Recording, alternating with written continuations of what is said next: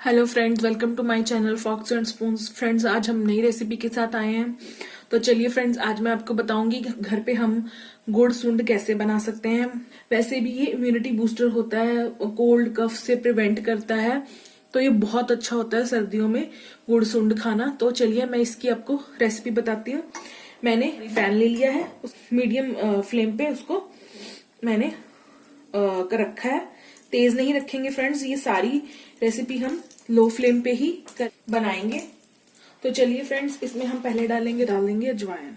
Friends ध्यान रखिए, flame हमारा अभी भी लो होना चाहिए और इसको हम थोड़ा सा हिलाएंगे, थोड़ा सा भूनेंगे इसको घी में।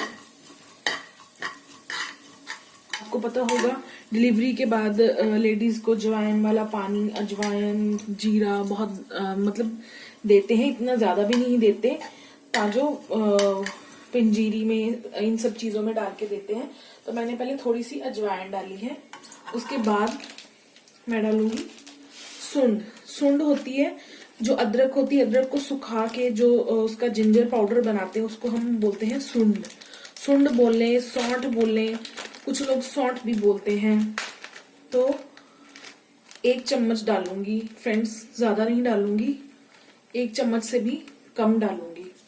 पहले थोड़ा सा डाल दूंगी सूंठ, इसको थोड़ा सा भूनूंगी।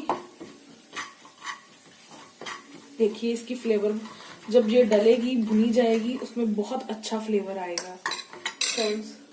अब इसमें थोड़े से मैंने बादाम 8-10 काट के रखे हुए हैं, ये डाल दूंगी।